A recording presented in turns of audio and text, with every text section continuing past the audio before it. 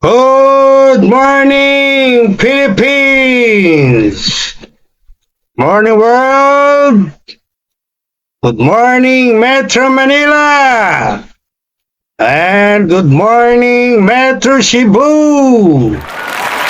Happy New Year to all!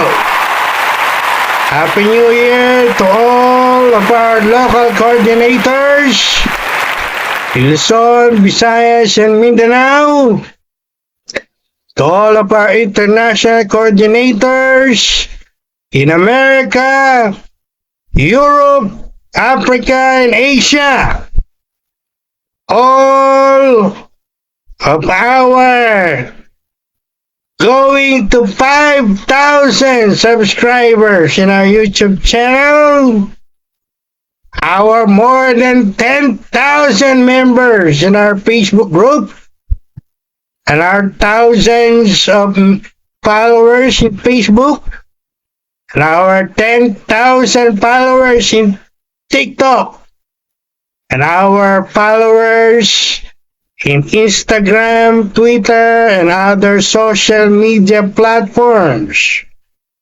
And of course, Happy New Year to all Christians around the world, and to all of our beloved countrymen in the Philippines and around the world. Happy New Year po sa inyo lahat! And in behalf of my family and my worldwide healing ministry, we pray and wish you will have a happy and prosperous New Year, this New Year of 2026. And this blessed Sunday morning, the first Sunday in the New Year 2026, we are gathered this morning to hear and learn a powerful New Year message from our merciful and gracious Lord God. A powerful New Year message about how we gonna face this new year, full of hope, full of faith, full of positivity, full of victory over our defeated enemy Satan, with courage, boldness, without fear or worry or negativity or uncertainty, and without carrying unnecessary burdens from last year into this new year. All right. And before I go further in this powerful tutorial about how to face the new year 2026, if you are new to our YouTube channel, I want you to click the red subscribe button right now and notification bell as well. So every time we upload videos this new year, you will be notified right away. And follow me in Facebook, in TikTok, in Instagram, in Twitter, and other social media platforms. Alright? And click also join our Facebook, our growing Facebook group. We have now more than 10,000 followers. Alright? Now, our world right now is celebrating or just celebrated a new year, but I'm sure millions enter into this new year carrying old burdens, bad memories, unfinished goals, unanswered prayers, and even silent fears or worries. Sa ating pong bansang Pilipinas, we celebrated our New Year with fireworks and round fruits. Marami sa atin bumili ng mga bilog na prutas. Like mangosteen, guava, chico, etc.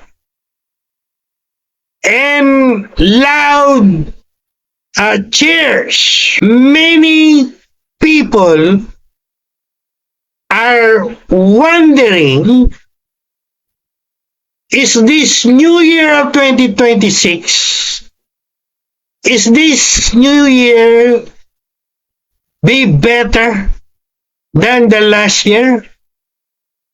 Marami po ang nagtatanong, nag-iisip, ano ang mangyayari sa taong ito? Ito ba ay magiging better? Ito ba ay magiging greatest year of our lives? Or the contrary? Kabaliktaran. Well, as God's servant, this is Bishop James Lopez, God's servant, your servant, the president of Jesus Still Heals Worldwide Healing Ministries, and the president dean of the Masters Online Seminary. As God's servant, I have good news for you today. For our New Year message. So you better listen and watch this video until its ending.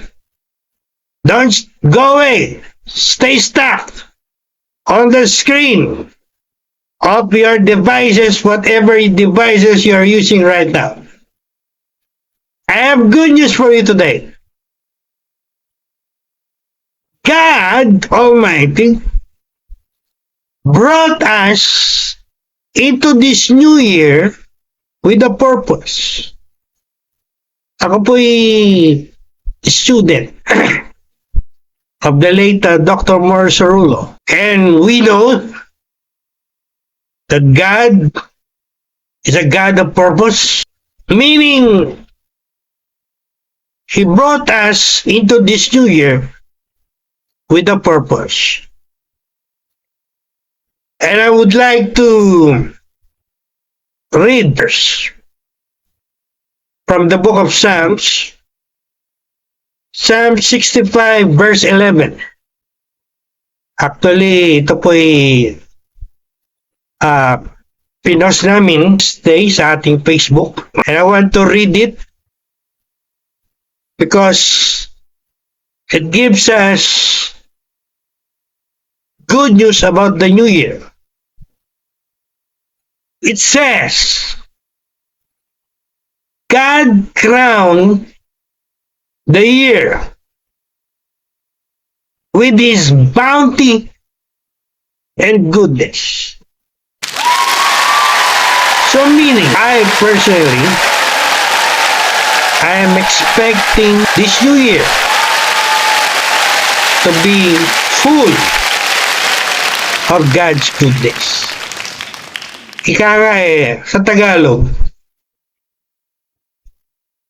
muli nating mararanasan sa taong ito ang kabutihan at katapatan ng Diyos as our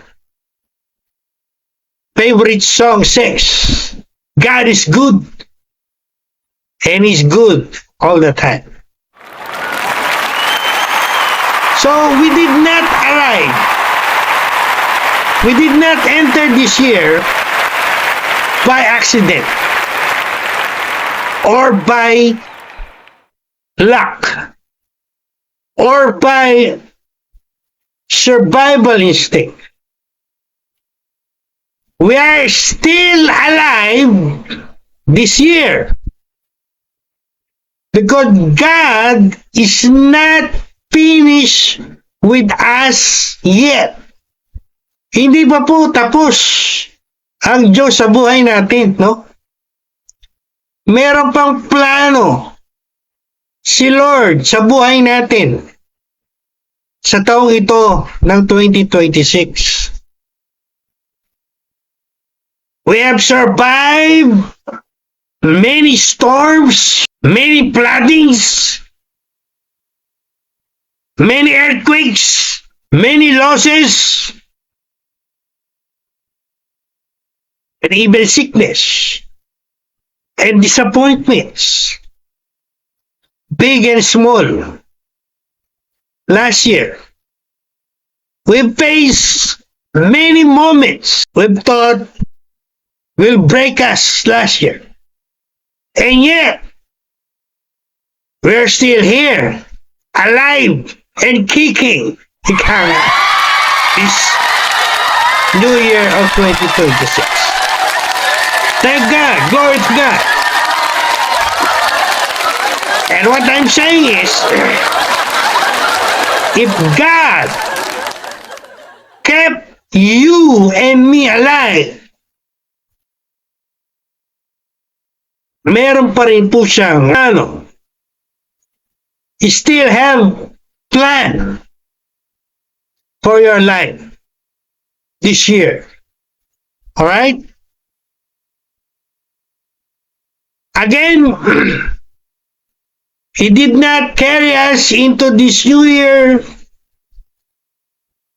to leave us stuck in things that hurt us. We're still here because of God's mercy and grace and His purpose for our lives is not yet finished. This new year is not an accident. It is an assignment from God. If this year is assignment from God, so meron pong tatlong bagay na God wants us to do as we enter this new year. Ulitin ko po yun. Meron pong tatlong mahalagang bagay na masasabi kong gusto ni Lord na gawin natin sa pagharap natin sa bagong taon ito. 3 powerful things that will help us face this new year full of faith, full of hope, without fear, full of positivity, without negativity, and full of victory and success. So maaaring may tanong nyo, tatlong bagay na yan, Bishop, na makakatulong sa atin sa ating pagharap, pagpasok sa bagong taon ito. Well, I entitled our New Year's message this morning, Let go of your past and manifest a better year. Ulitin ko po. Yung titulo o pabagat ng ating message or tutorial sa pagharap natin sa bagong taon ito. Let go of your past. Sa Tagalog, iwanan mo ang iyong nakaraan. And manifest. Ipahayag mo. I-claim mo. Paniwalaan mo. Na ang taong ito ng 2026 will be better. Mas mainam. Mas maganda kaysa nakaraang taon. Alright? So that is our New Year message of faith and breakthrough in the name of the Lord Jesus Christ. At yan po ay mababasa natin sa ating mga Christian Bible, sa ating mga Bible. Nakasulat po sa Bible yan. I will give you our text. Philippians chapter 3, verse 13 to 14. Sa Tagalog, yan po ay Pilipos, Kapitulo 3, talatang 13 hanggang 14. As my practice, I will read this from the Amplified Bible, from the original Greek text.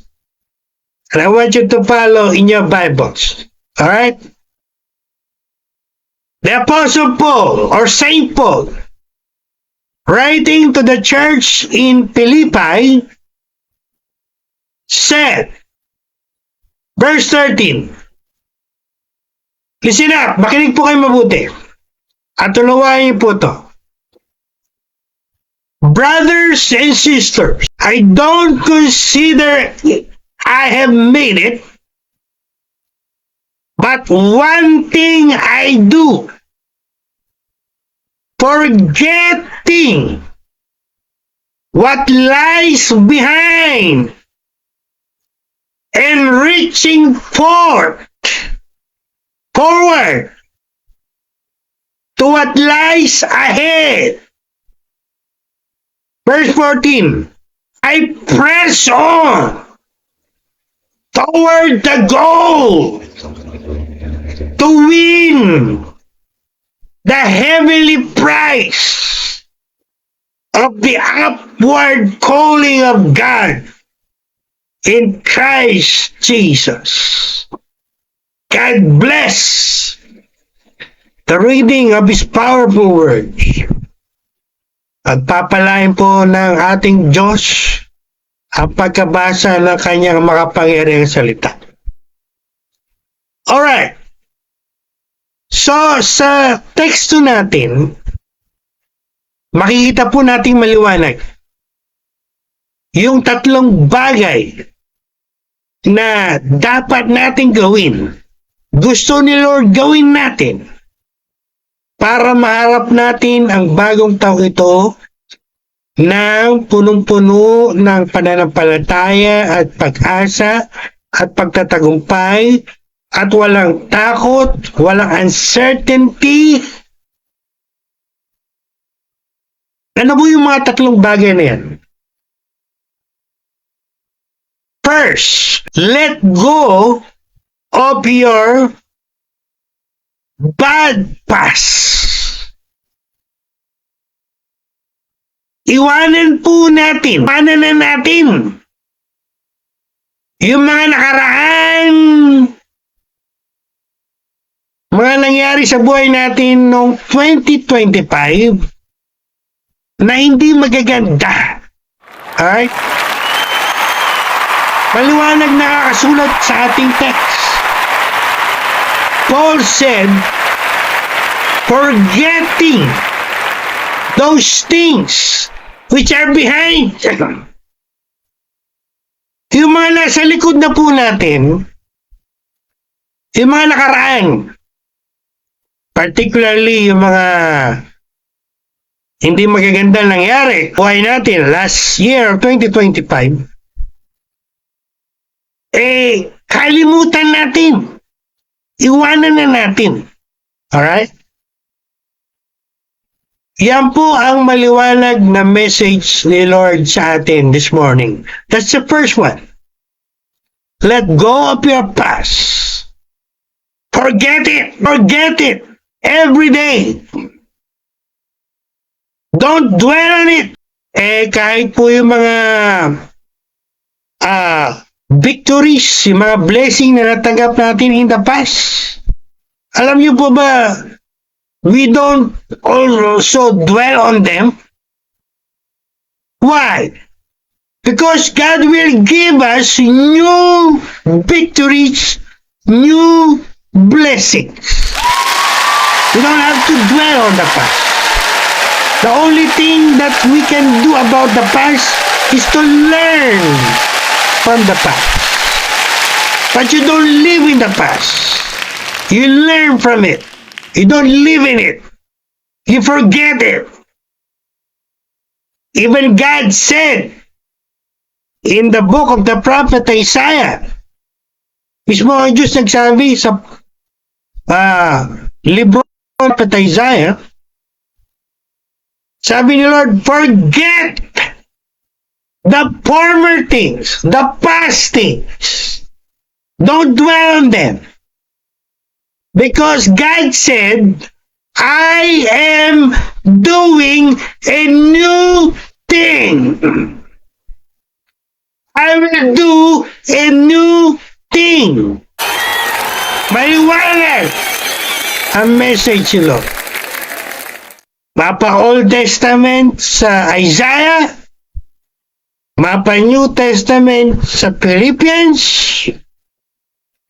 isa po ang message ni Lord. Forget your past. Don't dwell on it. Let it go.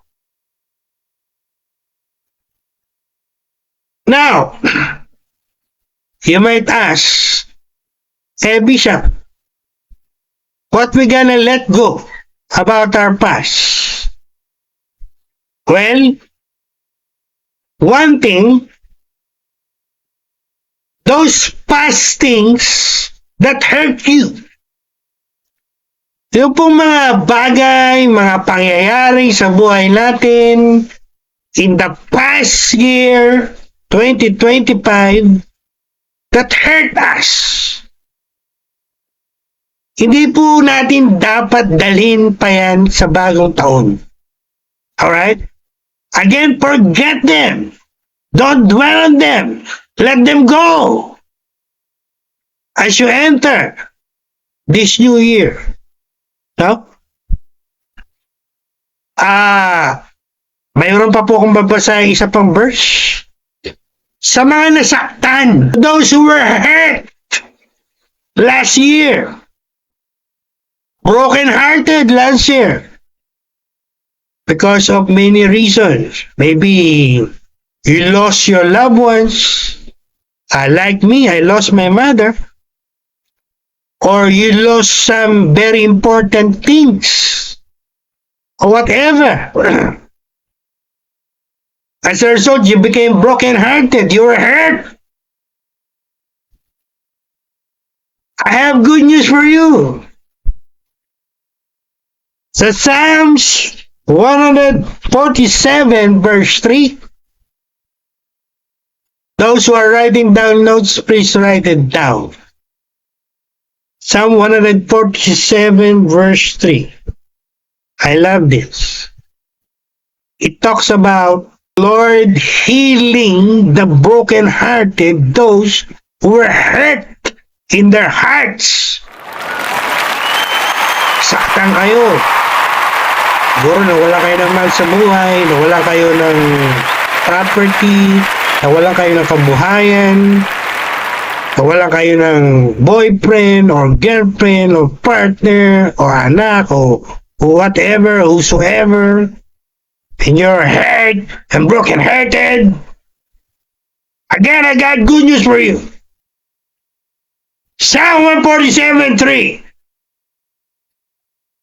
The Lord hears the broken-hearted and binds up the wound and comfort their sorrows. See? Ang Diyos po nagpapagaling. He heals. Not only physical sickness, He also heals inner hearts, broken hearts.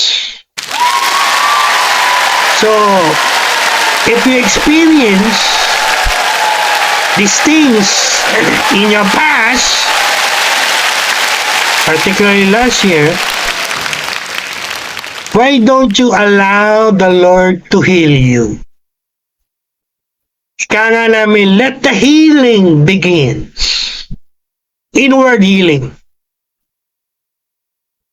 Well, ako po masasabi kong the Lord already healed my broken heart when I lost my mother last year. I asked the Lord and I allowed the Lord to heal my heart.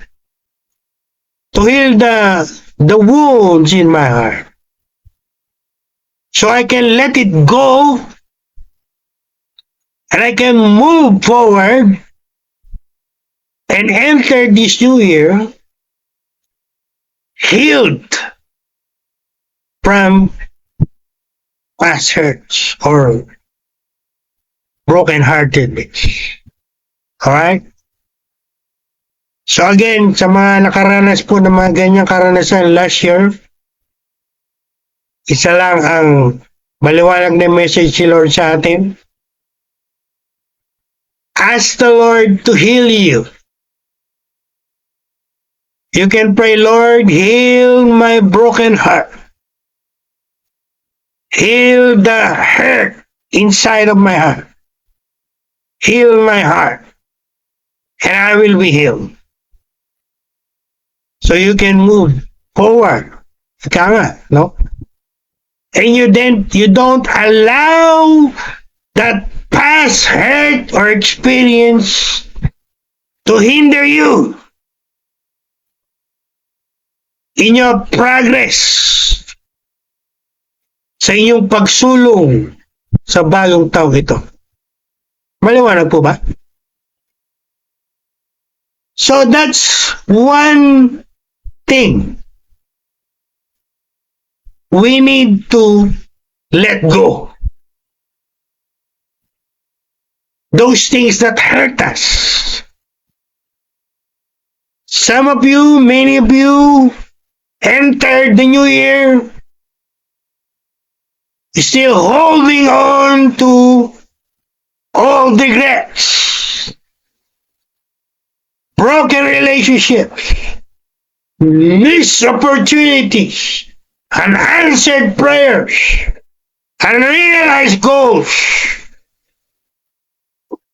Again, you cannot carry them into this new year. Dapat pong yan. Dapat po lahat ng yan ay iwanan na natin. Iwanan na natin. Forget. Let go. Alright? Ako po ay natutuwa. Last December 31st, before we end the year, 2025, kung nanonood po kayo ng balita sa number 1 news program, meron pong pinalabas doon yung pong mga nasa New York City. Take note New York City, hindi New York Cubao. New York City, in New York, USA. Mga educated na tao to, mga taga New York. But they did it. You know what they did? Sinulat nila yung mga past bad memories nila.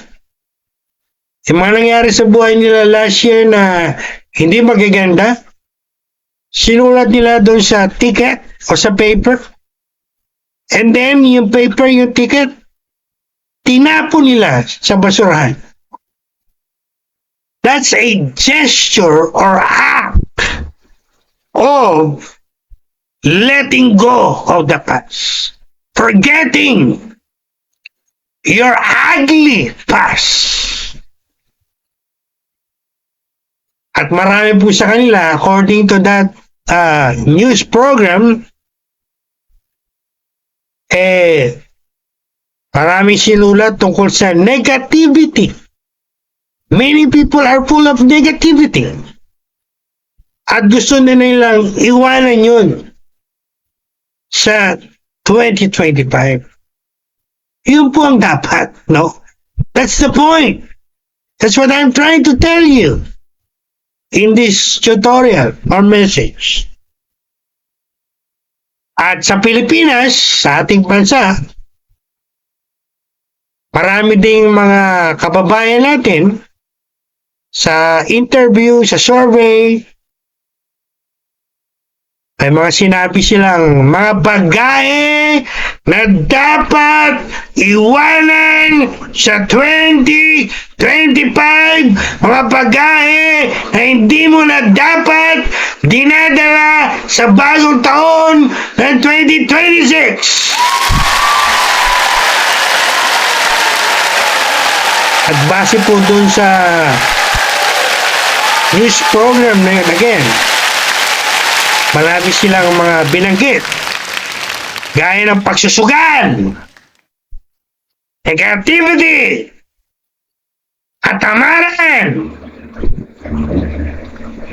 And somebody said, corruption in the government. Yung iba, utang.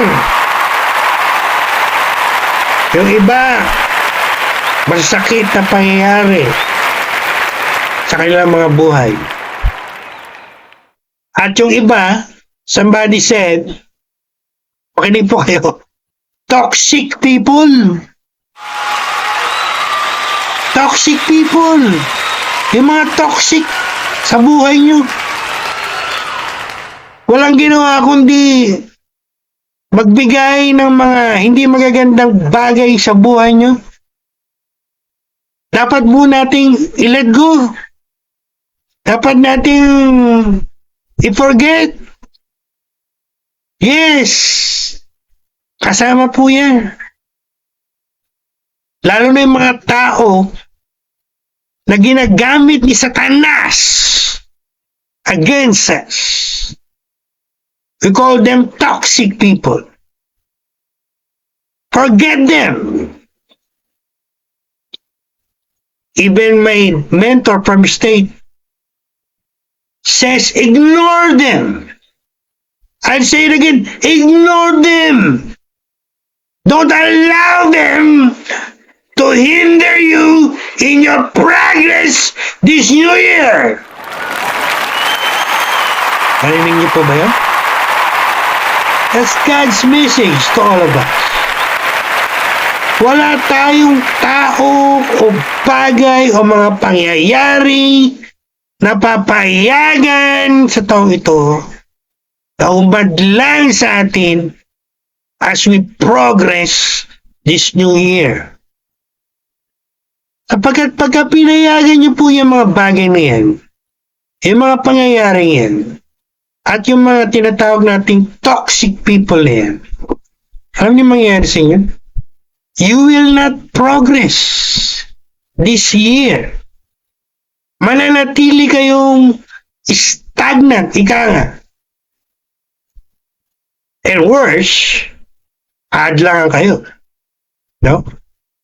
Kasi marami pa kayong dala sa buhay nyo. Ha? Get the point? Mahalaga po ito. No? Again, ang sabi sa ating text, forgetting those things which are behind. You don't dare bring them again into this new year. You want me to elaborate on that word forgetting? Na ginamit ni Apostle Paul when he wrote to the church in Philippi? You know what it means in the original Greek? It means in the original Greek, exerting effort in the present tense to forget all of it. Talagang nag-e-effort ka. Nakalimutan lahat ng yun sa iyong mind. Ang problema sa marami sa inyo, hindi nyo magawang i-forget. Simula pa lang ng taon, January 1st pa lang, mention kayo ng mention. Akala nyo nakakatuwa yung mga pinagsasabi nyo sa mga nakikinig sa inyo. Lalo na yung mga matured Christian na nakikinig sa inyo. You kept mentioning what is not good or bad from your past. And many people and many Christians are doing it. I'm sure about it. Kaya po pinapaliwanag ko yung meaning ng forgetting dyan sa original Greek. You make a conscious effort. You proactive. Forget. Hindi remind. Hindi mention. You don't even mention them or proactively mention them. Gaya ng ginagawa ng marami sa inyo. Hindi naman tinatanong, keep on saying, keep on mentioning. As if nakakabuti sa nakakinig sa inyo. I want to rebuke all of you right now in the name of the Lord Jesus Christ. Because that's far from our text. Hindi yan ang tinuturo ng Bible. Hindi yan ang tinuturo ng text natin. Hindi tinuturo sa text natin, sa Bible, na ulit-ulitin mo yung mga past mo na hindi maganda. You even proactively bring them up without people asking you. Yung ba nakalagay dito? Sinabi ba ni Paul, oh, you keep repeating your ugly past. Is that what Paul said? He said, forgetting those things behind you. Yan po ang problema. Yan ang issue sa maraming tao at sa marami ding Christian. They proactively bring them up without you even asking them. As if it is a glory of their lives. When in fact, it is not a glory, but a shame in their lives. Again, tingnan niyo po yung text natin, Forget. Hindi bring up. Forget. Forgetting those things which are behind. Kasama po ba doon yung not mentioning? Yes. Because how can you forget that if you keep on mentioning it? Common sense. Paano nga makakalimutan? Mention ka ng mention. Wala naman nagtatanong sa'yo, wala naman gusto ng ganun information mo. Ikaw pa mismo ang nagsasabi. So you're clearly violating this principle from our text. Hindi forgetting ang ginagawa mo. You keep rehearsing your bad past memories. Again, hindi po yan ang dapat natin gawin as we enter the new year. Forget, forget, forget those things, those circumstances, those people in your past that hurt you. Ano pa po? Ilan po bang mga bagay na nakasakit sa atin? Hindi. I should say we should also forget those things that failed us. Meaning yung mga past failures natin. I'll say it again. Forget your past failures. Forget your failures in 2025. Don't bring them up. Again, the only thing we can do about our past is to learn from them. Not to rehearse and rehearse them. Get the point? Again, yan po ang problema sa maraming tao. Yan din ang problema sa maraming Christians. Oh, Bishop, I failed last year. I made a lot of mess in my life last year. I was a failure last year. So what? God gave you this new year so you can start new and move forward and learn from your past failures. Tama? Sinabi, again, babalik tayo sa text. Sinabi ba ni Paul, oh, brothers and sisters, keep repeating, keep reminding yourself of your past failures. Di ba sinabi ni Paul? Di ba sinabi ng Word of God? Before I leave this point, FYI, for the information of everyone watching right now, alam niyo ba si Apostle Paul? Meron siyang ugly past. The Apostle Paul had an ugly past. Like many of us. You might ask, what was the ugly past of the Apostle Paul? He persecuted the church. He was the number one persecutor of the Christian church.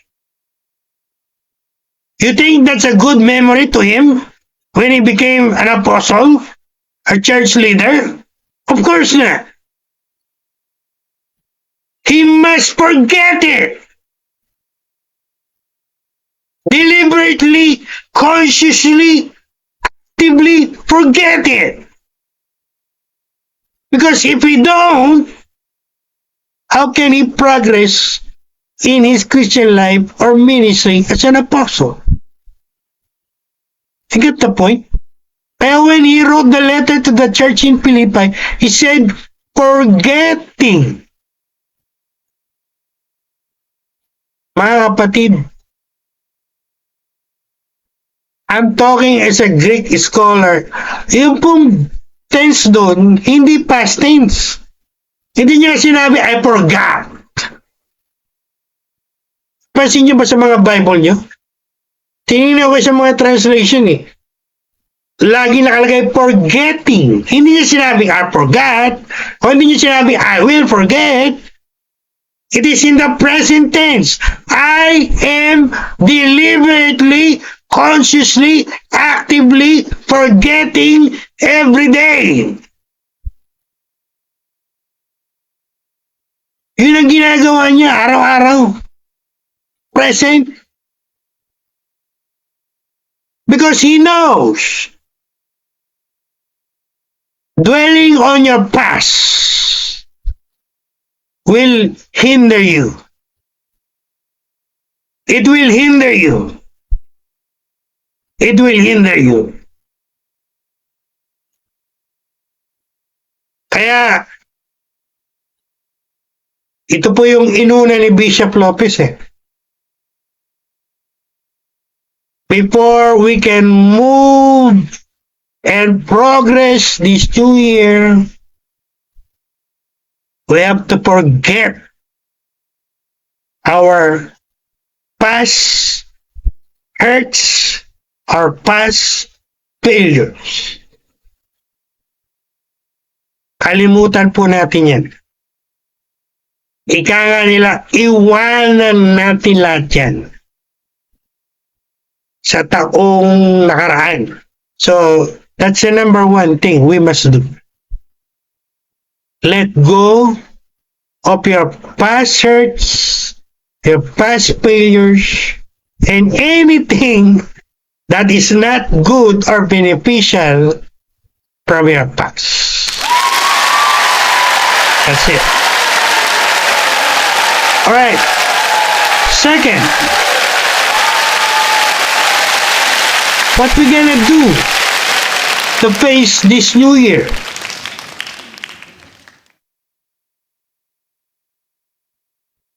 Second, manifesting. Manifesting the power of positive confession, not negative confession. Biblical po ba yan? Yes. Diba pinag-aralan natin yan last year? Confession, confession, confession. It is biblical. The Lord Jesus Christ Himself taught it. In Mark 11:23, He said, whosoever shall say to this mountain, be moved, be cast into the sea. And you don't have doubt in his heart. But he believed what he said will happen. Ang akin pong bibigyan din this morning is what we call biblical manifesting. No? Hindi po yung manifesting na ginagawa ng mga nasa mundo, people of the world. What is biblical manifesting? Biblical manifesting means, first, you are aligning your faith with the Word of God, with what God promised in His Word. Second, you're declaring, you're confessing out of your mouth what God has already promised in His Word. And lastly, tinuro ko na po ito last year, acting in accordance with your confession. Dapat yung mga action natin match sa confession natin. No? Hindi sila kontra. For example, you're manifesting or you're confessing. This will be our confession. 2026 will be a better year for my life. You confess it, you declare it, you manifest it. That this new year will be better for you. Not worse, but better. So yun ang kino-confess mo. So anong dapat action mo? Pag yun ang confession mo, dapat ang mga action mo full of faith, full of hope, full of expectancy, full of positivity. Nagko-confess ka, 2026 will be a better year for me. And then you're acting in full fear, full worry, full of anxiety. Kasi po ba? So yung kinoconfess mo,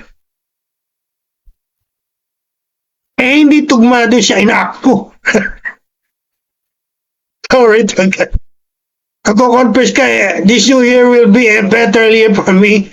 And then, you're acting in fear, in worry, or anxiety. That's contradictory. In English, we call that is inconsistent. Wala yan. Pagka-ekis yan. Dapat, pagka kinonfess mo, I manifest, I declare that 2026 will be a better year for me. You know what will be the result? You will act full of excitement. You will act full of positivity. You will act full of expectancy. Excited ka. Hindi ka punong-puno ng takot. Kasi yun ang kinonfess mo, yun ang pinaniwalaan mo eh. Yung taong ito will be better for me, and therefore I am excited. Therefore I am expecting a lot. Therefore I am full of energy. Meron bang nagko-confess, this year will be better for me, and then you're acting full of fear and full of worry? Meron po tayong kasabihan, action speaks louder than words. If you're acting full of fear, full of worry, full of uncertainty, so you're saying in your action,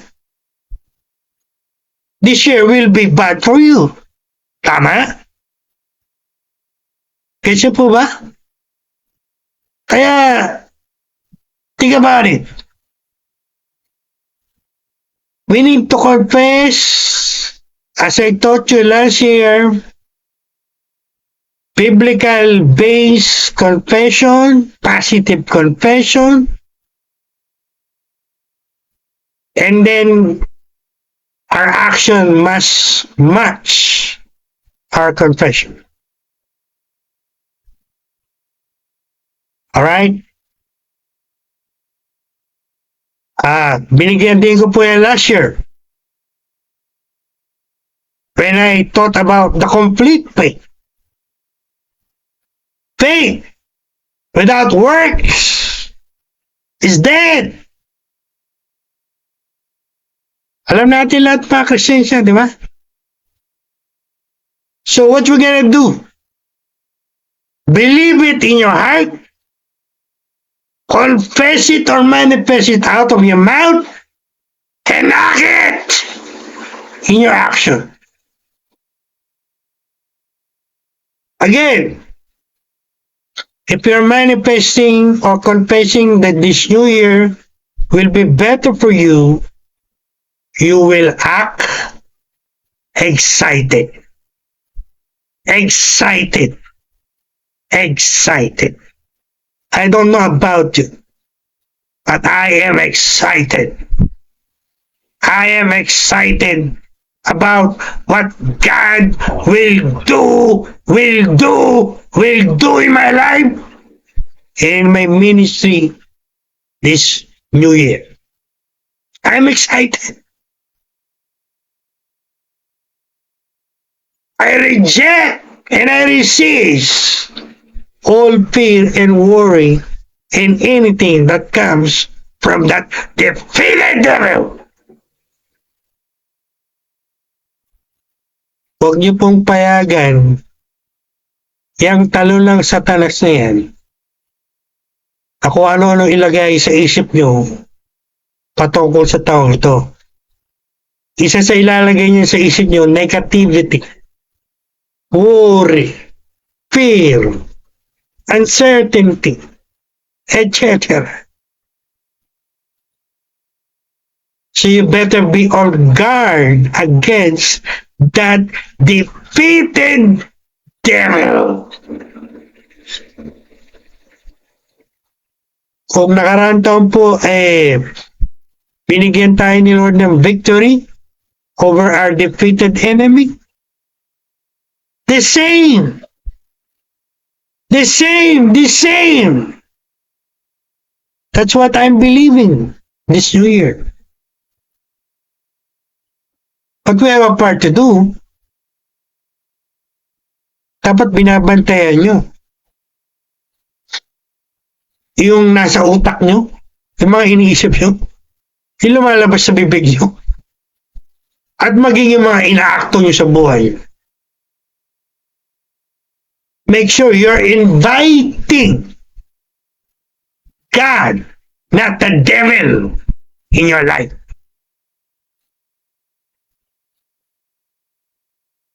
Tandaan niyo po yan. Pag-isipan niyo po yan. Again, I will use an illustration. Yung pong napalita sa #1 news program, pinapanood natin. Alam niyo po ba yung mga kababayan natin, meron silang mga manifestation for 2026. Ayun nga kilalang noontime show na pinapanood ng marami sa inyo tuwing lunchtime. Alam niyo na po yun. Maalala niyo, nung January 1st show nila, everyone of the host made a manifestation.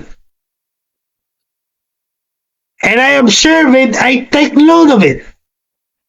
And I said, even the people of the world knows the power of manifesting confession positive. And yet many Christians in many of our churches lack knowledge about it or don't practice it. Ilan sa kanila mariringgan mo ng manifestation or positive confession na ganito ang gagawin, ganito ang ibibigay ni Lord sa buhay nila for this new year? Wala eh. Siguro kung may mariringgan ka sa mga sa kanila eh, mabibilang mo lang eh. Siguro kasi yung pastor nila mismo, yung mga leaders nila sa mga church nila, hindi alam yan o hindi pinapractice yan. Ika nga follow the leader lang yan. I hope you got my point. The people of the world knows it. Knows the power of it. And yet, many of you claiming Christians, you don't even practice it. Naalala ko tuloy, merong word si Lord sa Gospel ni Luke. Alam niyo ba sabi ni Lord sa Gospel ni Luke? The people of this world are wiser than the children of the light. Alam niyo ba sinabi ni Lord yun? The people of the world are wiser than the children of light. At sa bagay na yan, masasabi ko, yes. Itong mga napanood natin eh, nagmamanifest eh, nagko-confess eh. Pero yung mga nasa churches natin, again, mabibilang mo lang yung gumagawa niya. So, I challenge all of you out there, do your confession, positive confession, manifest a better year for your life. Dapat January 1st pa lang nagko-confess na kayo, nagmamanifest na kayo, Lord, this is what I'm believing. I declare it, I confess it. In Jesus' mighty name. O sa mga Sa mga kulang ang kaalaman tungkol dito, I'll give you idea. Yung mga nagka-travel, alam mo na manifest sila. More travels in many places this year, 2026. Yung mga hindi pa nakakapag-travel outside of the Philippines, they are manifesting, they're confessing, this year, I will travel outside of the Philippines, God willing. Dapat samahan po natin, God willing. Alright? Yan po ang Christian way of saying things. No? Sapagkat alam natin, ang buhay natin, hindi natin hawak. Hindi tayo kagaya ng mga taga-sanlibutan na kung magsalita, akala mo, buhay pa sila bukas. Akala mo, hawak nilang buhay nila. Braggart. Mayayabang. Tawag dyan. Haughty. I will not make an apology for that word. Because that's the truth. Marami nagsasalita, akala mo, hawak nila mga buhay. Akala mo buhay pa sila. Bukas, o next year, o next month. Dapat lagi natin sinasamahan ng word na God willing. Nakasulat po yun sa Bible, sa book of James. I will do this, I will go there tomorrow, God willing. That's the biblical way of, or the Christian way of saying things. O ano pa? Dapat nagmamanifest tayo ngayon. Many blessing, more blessing. This 2026 in Jesus' mighty name. O yung mga may struggle sa kanilang mga katawan, mga may sakit, start confessing, start manifesting. This year, I will be healed. This year, I will be healed again. Help for myself, help for my family. Gets po ba? Ganyan ang pag-confess, ganyan ang pag-manifest. Kailan kayo mag-manifest? Kailan kayo mag-confess? Pagpatay na kayo? Pag mahina na kayo, hindi na kayo makapagsalita. Guys, beloved brethren, start confessing, start manifesting, and make sure your actions match your confession. There is power in confession, biblical confession. Basahin niyo sa book of James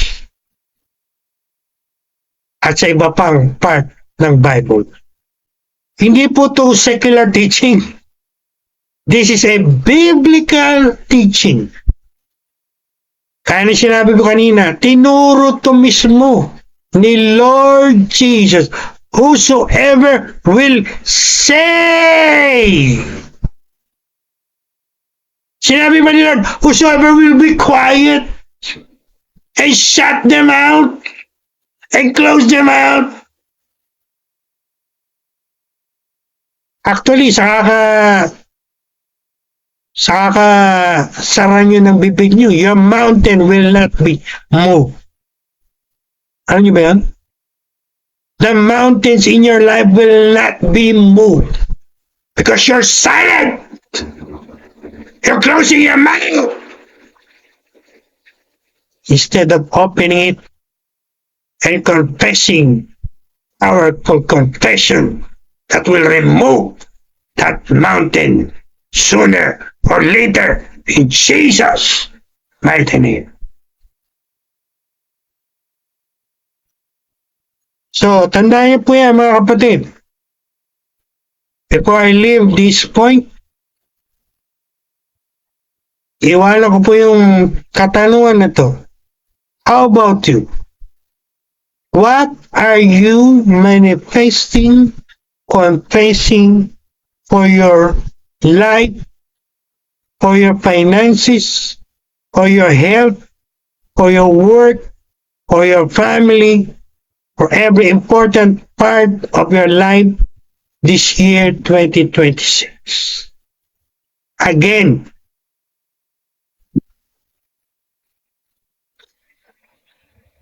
if you're just closing your mouth, sorry to tell you, baka wala kayong marating sa taong ito.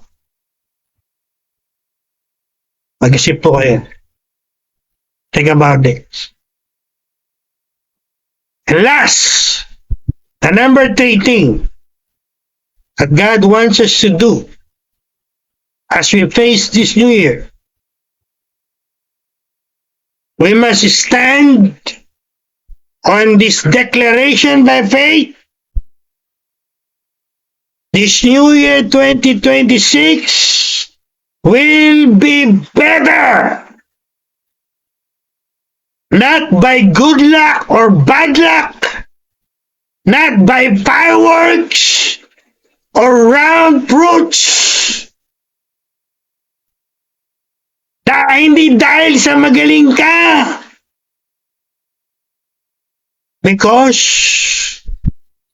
by the mercy and by the grace of God.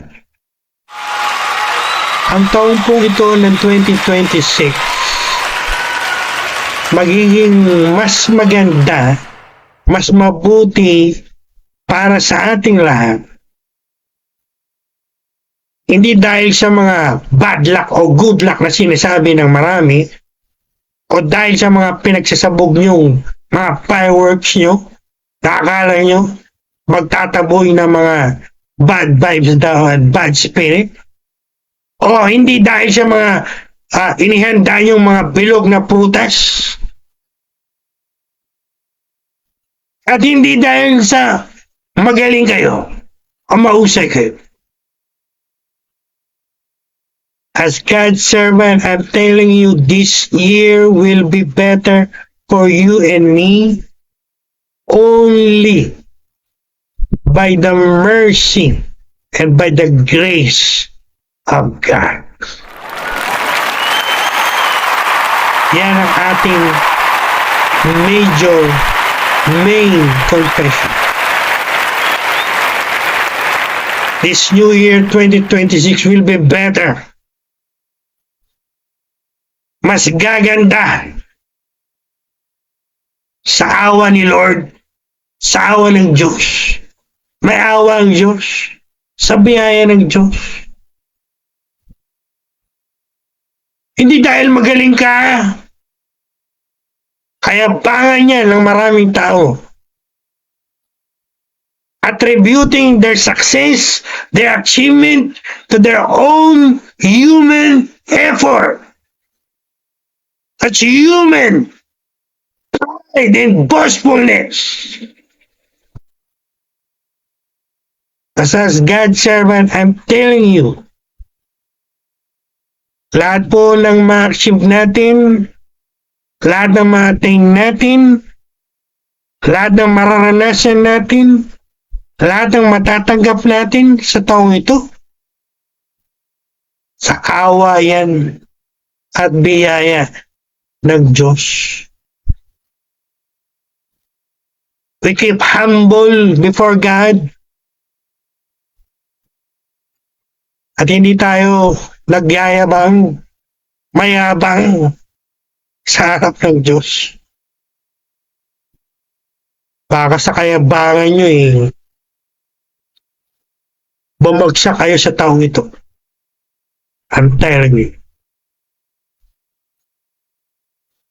Sinama ko po yan sa aking tutorial this morning. Malapit na po ako matapos. Pahuli na po ito. You know why? Makinig po kayo mabuti. Listen up! According to SWS survey conducted last December 31st, 2025, nung nag-survey po sila sa marami nating kababayan, alam niyo lumabas sa survey? Majority, karamihan sa ating mga kababayan, believe, naniniwala, bubuti ang buhay nila sa taong ito na 2026. Wow! And I agree with them! Hindi ko po kinukontra yan. I agree with our fellow men, our countrymen, our fellow Filipino. For me, magandang pananaw yan, ano? Magandang pananaw yan sa pagharap sa bagong taon. Iniisip mo, tinitingnan mo, ang taon ito magiging mas mabuti kaysa taon nakaraan. Kaya yan po yung i-confess natin. Yan ang paniniwalaan natin. Yan ang pagkakasunduan natin. No? We gonna agree with that. Ika nga walang kukontra. Ang kukontra, ihagis sa labas. You know, ang pinapakita sa akin ni Lord ngayon unity, agreement. Yung mga kukontra, ilabas yan. Hindi natin kailangan yung mga kumukontra, no? Ako po ay magiging stricto sa taong ito. Yung mga kukontra, sa move ni Lord, sa mighty move ni Lord this year, yung mga kukontra, sa mga dakilang bagay na gagawin ni Lord sa buhay natin, I will have zero tolerance against you this year. Frankly speaking. You will be either under disciplinary action or you will be put out. You know that? That's excommunication. The worst form of church discipline. Sapagkat maliwanag din pong tinuro sa akin yan na aking mentor, the late Dr. Morris Cerullo. Those who will contradict or those who are on the unbelief, cancel them, ignore them, bring them out. We will not tolerate those kinds of people. Why? Sapagkat hadlang po yung mga tao yan sa pag-progress natin, pag-move forward natin sa tao ito. Kaya ngayon pa lang, frankly speaking, yung mga kukontra, ilabas yan. Kaya lang! Sabi nga na aking mentor quoting him as his words, ignore them. Turn your back on them. Because they are hindrance to you. And I say to my mentor, amen. I agree with that. Minsan, kailangan ganyan po tayo, no? Di natin papayagan sino man o ano man nahad lang sa atin. Pagka pinayagan nyo yung mga yan, ahad lang kayo. Sharing lang po to bago ako magtapos. Marami sa inyo, you're allowing people and you're allowing things to hinder you. So that you are hindered. Dapat hindi ganun. Not even the devil. You say to that defeated devil, stay on the side of the land. In Jesus' mighty name.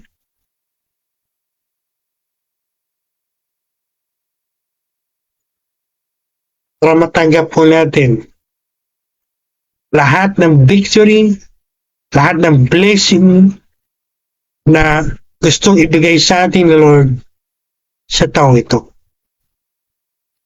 Kung papayagan natin yung mga hindrances na yan,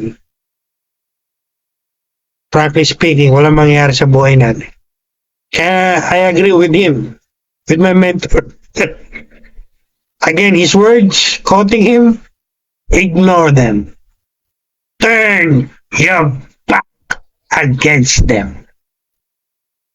And in my own words, bring them out. I will not tolerate anyone who will kontra. No? Hindi kayo dapat kumukontra. Dapat supportive kayo. Kontrahin nyo yung gawa ng demonyo. Ha? Yung mga instrumento ni Satanas, yun ang kontrahin nyo. Pero pag may plano ang bishop nyo, ang mga pastor nyo sa mga church nyo, para sa ikapaprogress nyo, huwag nyong kontrahin. Suportahan nyo. Maliwanag po ba? That's our New Year message. It goes to everyone in the name of the Lord Jesus Christ. Alright. So, ang taong ito ay magiging mas mabuti dahil sa awa ng Diyos. Dahil tapat si Lord because God is faithful. He was faithful last year. He is faithful this year. He was powerful last year. He's powerful this year. And I love this Old Testament scripture. Isa po ito sa paborito ko sa Old Testament. Actually, may kanta tayo nito. His mercies are new every morning. Great is thy faithfulness. Pasin niyo po yung wording doon.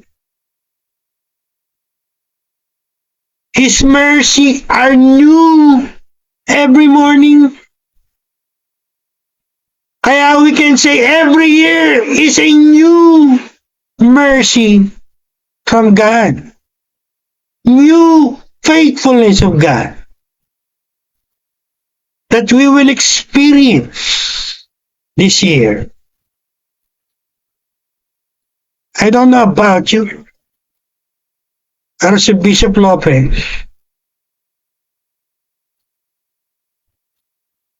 I depend on God's mercy. I throw myself on the mercy of God. The mercy of God is very, very, very important to me.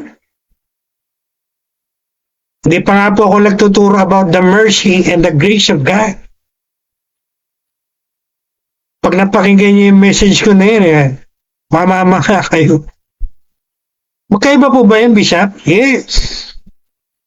The mercy and the faithfulness and the grace and the goodness and the faithfulness, marami po yan. Hindi po tayo kagaya ng maraming tao, sobrang yabang. Again, I will not make an apology for my word. That's frankly speaking. Maraming tao, akala nila, masenso sila, umunlad sila, successful sila sa buhay nila dahil magaling sila. Ha? That's foolishness and pride and haughtiness. Hindi po kami ganyan. Every achievement, every attainment, every success, everything that we receive from God, we attribute it to His mercy, to His grace. Sa awa lang po yan. At sa biyaya lang yan ng Diyos. We stay humble. Hindi hambog. So guys, new year, new mercy, new faithfulness, new possibilities.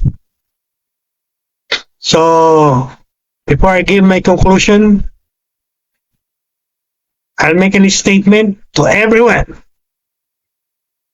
Ito po ang magiging salita natin, confession natin. Starting this first Sunday. Sa awa at biyaya ng Diyos, ang taong ito ay magiging mas mabuti para sa iyo at para sa akin. Dahil sa awa at biyaya ng Diyos. Amen. Alright. So guys, to our beloved members, followers, subscribers, coordinators, everyone under my ministry, and to all Christians out there, and even to my fellow ministers, fellow bishops, as we stand at the doorway of this new year, let us remember what God has spoken to us this morning. Tandaan po natin yung message na to. Ito ang New Year message natin. First, sinasabihan tayo ni Lord. Nangungusap si Lord sa atin. Let go of your past. Don't you dare bring them into this new year. Particularly those painful experiences that hurt you, your past failures that failed you, that hindered you. Even the bad memories that you keep replaying and replaying and rehearsing in your words and in your mind.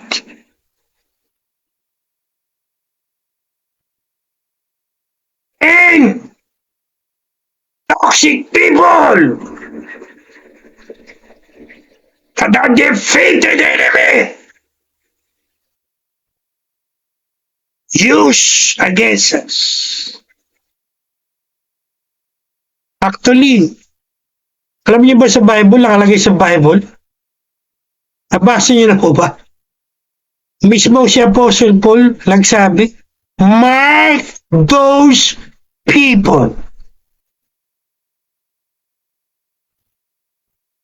Sabihin niyo ba, harsh, judgmental si Apostle Paul?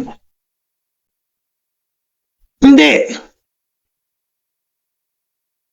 Tama lang po yun. It's only right. Because those people, maliwanag na sa ating ginamit o gagamitin o ginagamit ni Satanas against us.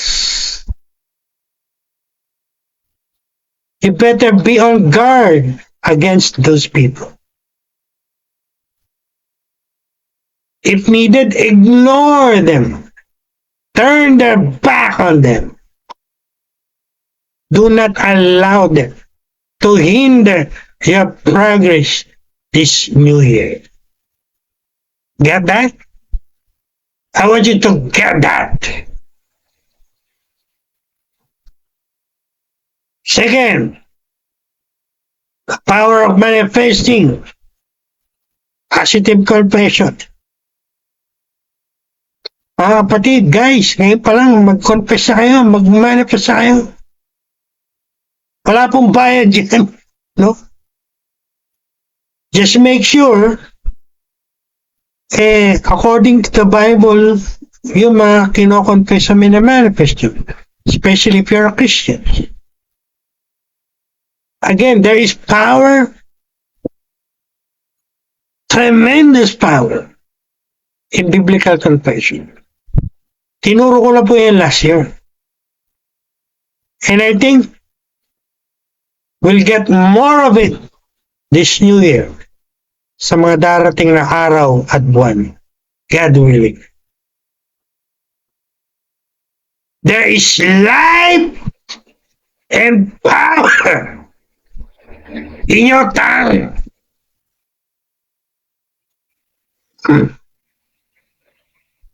It's either you're declaring blessing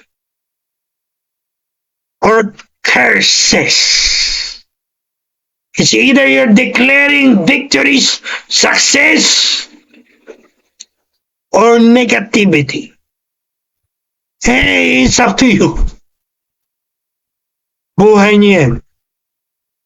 Whatever you do with your life, you either enjoy it or you suffer for it. Period. Basta si Bishop Lopez, as God's servant, ginagawa ko po yung trabaho ko. Okay? Trabaho lang. Bilang lingkod ni Lord.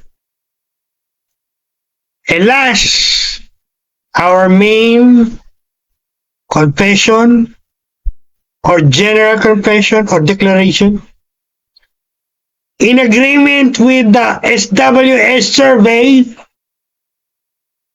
we join the majority of our countrymen. This year will be better. Ulit-ulitin niyo sa sarili niyo. Will be better from.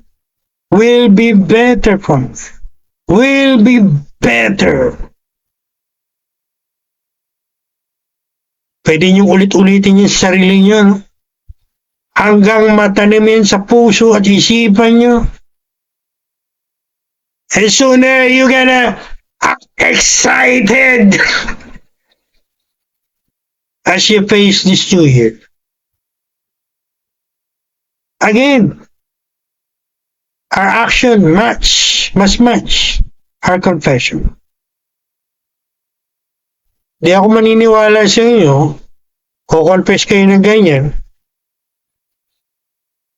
tapos punong-puno kayo ng takot, o worry, or uncertainty. E sinasabi niyo sa action niyo, on the contrary, right? So, this year, sa awa ni Lord, kaya ng mga matatanda natin, may awang Diyos. Mas bubuti ang buhay natin sa taong ito. And I say, amen to that. Right? Dahil sa awa at biyaya at katapatan ni Lord para sa atin sa taong ito. Right? So, ito pong tatlong bagay nito na binigyan din ko sa New Year message na to. Yan po yung mga dapat nating gawin. Starting this morning, starting today, moving forward, every day. Di po ito message na pakikinggan nyo lang at kalilimutan nyo. Ha? Itanim nyo ng malalim sa puso at isipan nyo. Sa long-term memory. Ang mga principles. Ang mga katotohanan na nakapaloob dito. Tatlo lang po yan. Sinimplehan ko na lang po yan. Ginawa ko na lang tatlo. I'm trying to simplify things. It can be 4, 5, 6, but I simplify it into 3. So all of us can master it and practice it and apply them starting today. Moving forward every day. Kaya simula po sa umaga ito, wala akong maririnig na nagpo-proactively bringing up your bad past memories. Hindi naman kayo tinatanong, you proactively brings them up. It's a clear violation of forgetting those things which are behind. Again, it goes to everyone. Lahat ng nanonood dito at manonood dito. Whether you are admin, nasa operation, whatever you are, I'm expecting that from you. Do not proactively bring it up. Except when you are asked to do so for a purpose. You don't even mention that.